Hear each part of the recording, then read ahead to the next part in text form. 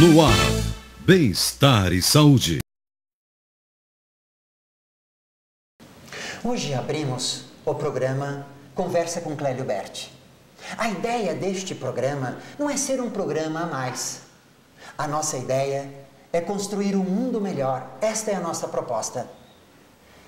E propomos construir um mundo melhor através de informação de qualidade. Toda semana eu trago uma pessoa aqui para conversar comigo. Esta pessoa, algumas serão famosas, outras não. Mas todas terão algo em comum. Todas têm algo a dizer para você refletir. E eu espero que você faça as reflexões e depois, o que você concordar, você adota. O que você não concordar, você não adota. Mas a ideia é levar informação de qualidade para a gente construir um mundo melhor, e os nossos compromissos são com a evolução humana, com a ética, com a sustentabilidade e com valores humanos. Hoje, eu trago aqui para conversar comigo o meu amigo, praticante do método de Rose, empresário. Charles é engenheiro eletricista, começou a faculdade de engenharia no ITA e terminou na Unicamp. O Charles é sócio do Integral e conversará comigo sobre a administração do tempo. Charles, que metodologia você utiliza para administrar o tempo? Berti, em primeiro lugar, obrigado por ter me convidado. Bom, para falar um pouquinho de metodologia do tempo, é importante que a gente leve em consideração que o tempo é uma variável bastante valiosa hoje no mundo, visto que tudo que a gente faz, tudo que a gente trabalha, todos os nossos investimentos estão bastante vinculados a essa variável chamada tempo. Hoje,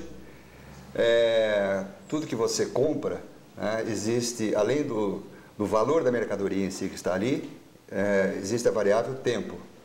Você paga por aquilo.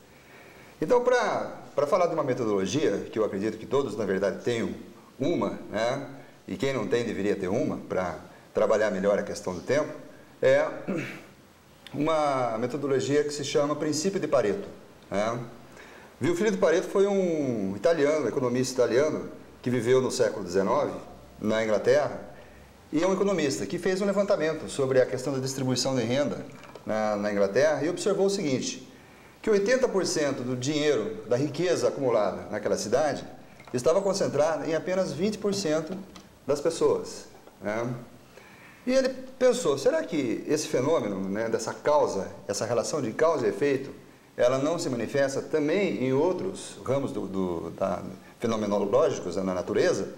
E ele percebeu que sim, aproximadamente 80% dos efeitos são gerados por 20% das causas.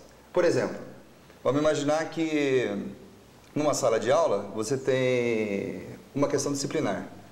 Pode ficar certo que 20% dos problemas disciplinares, 80% dos problemas disciplinares estão concentrados em 20% dos alunos. Então, se você se concentrar em deter a questão disciplinar de 20% dos alunos, você resolve 80% da questão disciplinar da sala.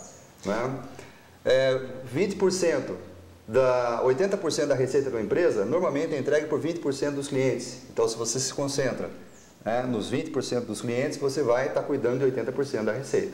A questão do tempo é a mesma coisa. Então, é uma metodologia em que você, ao começar o dia, você olha existem 10 coisas que eu preciso fazer.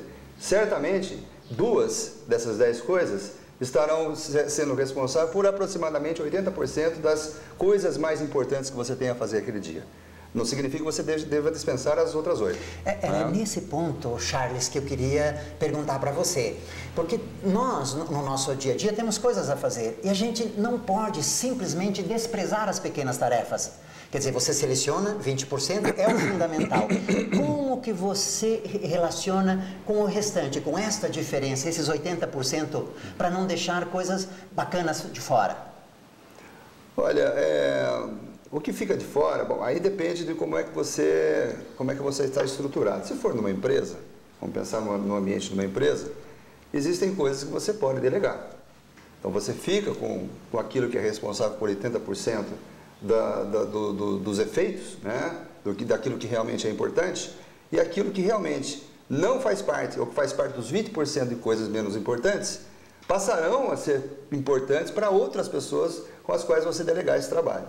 Né? Então, é mais ou menos esse é o espírito, você não deixa de fazer.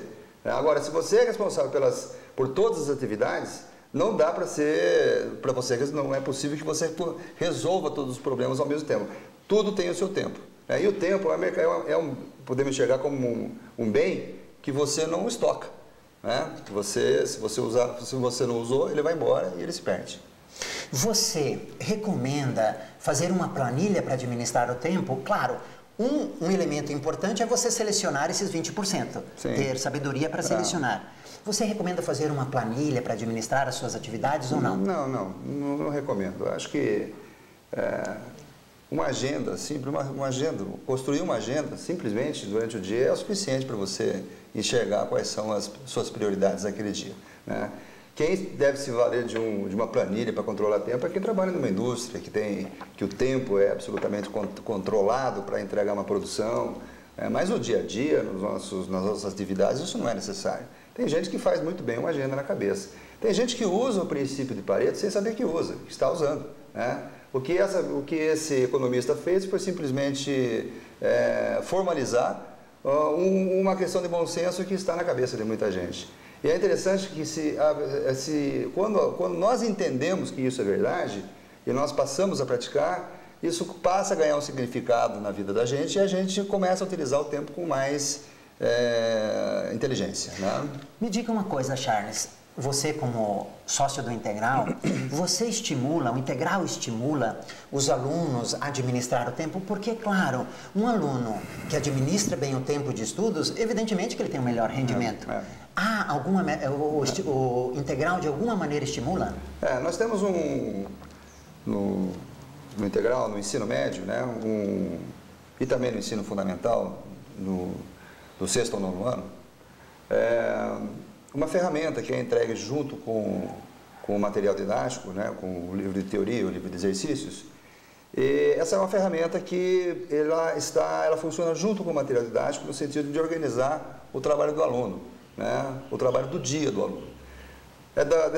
O aluno é convidado a construir uma agenda semanal, né, em que ele vai dedicar as horas do dia, desde a hora que ele acorda até a hora que ele vai dormir. Né?